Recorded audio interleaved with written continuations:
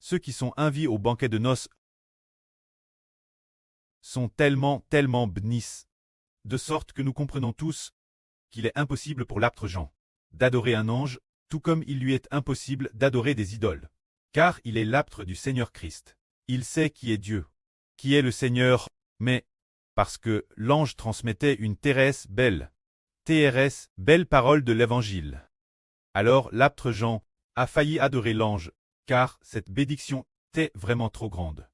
Quand l'ange a dit cela, Jean crie ceci: tous ceux qui sont invités au banquet de noces sont bénis. Puis il a dit: ce sont les paroles de la bouche, Madame de Dieu. Elles sont tout fait vraies. Dès ce que Jean a entendu dire que ceux qui sont invités au banquet des noces de l'agneau sont tellement bénis. Et l'apôtre Jean est aussi de l'agneau, le noble apôtre du Seigneur Jésus-Christ, celui que le Seigneur aime, et qu'il ait dit qu'ils sont bénis. C'est le précleste qu'il a dit, de sa propre bouche. C'est tout fait vrai. Ainsi, pour l'apôtre Jean, il a compris que sa bénédiction était grande. Alors dès ce qu'il a entendu dire qu'il était béni, a voulu immédiatement se prosterner, a voulu immédiatement se jeter aux pieds de cet ange pour l'adorer, mais cet ange a immédiatement dit: Jean, ne fais surtout pas cela. Moi et toi, ainsi que ceux, les frères qui rendent témoignage Jésus, sommes également des serviteurs. Tu dois adorer Dieu. Car ceux qui rendent témoignage Jésus ont l'esprit de prophétie. C'est cet ange qui comprend le plan de Dieu. Le précleste le lui a fait comprendre. Alors, pour le Seigneur Jésus-Christ, cet ange qui rend témoignage est extrêmement noble, qui a transmis une si bonne nouvelle. Jean a failli l'adorer, car cette bénédiction était trop grande.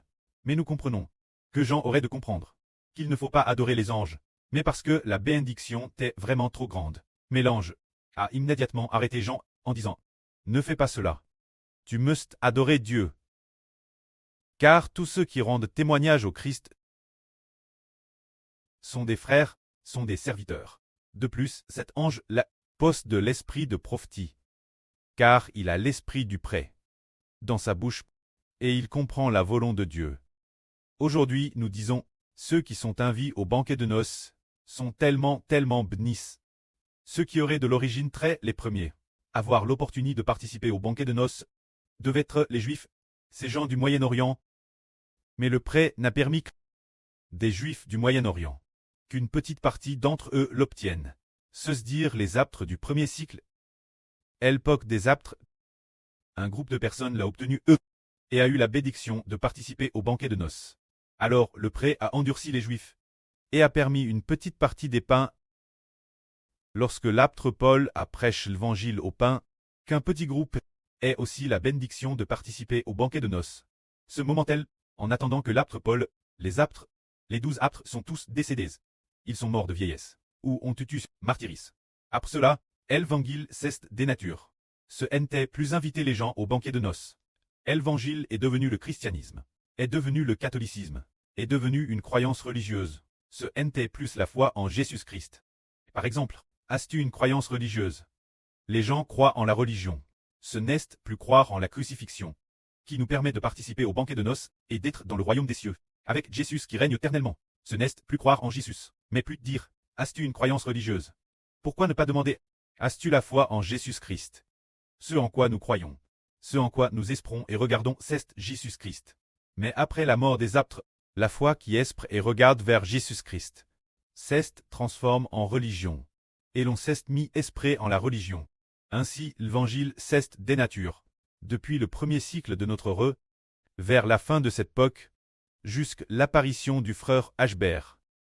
Cela fait environ PRS de 200 ans, probablement environ un 950 ans. Une période d'environ un 950 ans. L'évangile c'est complètement des natures. Ce n'est plus celui qui permet vraiment de recevoir le Saint-Esprit, d'obtenir le salut et de devenir roi. Jusqu'à ce que le Fils du Seigneur revive l'Esprit du prêt et du Seigneur, et que par l'Esprit du prêt et du Seigneur, qui est en frère Ashbert, il puisse proclamer correctement le salut. Alors un groupe de personnes, se dire nous, ce petit groupe de frères est sûr, c'est l'œuvre nouveau, pour pouvoir bâtir le royaume de Dieu. Ensuite, beaucoup de gens vont très envie que la gloire soit rendue au prêt et au Seigneur.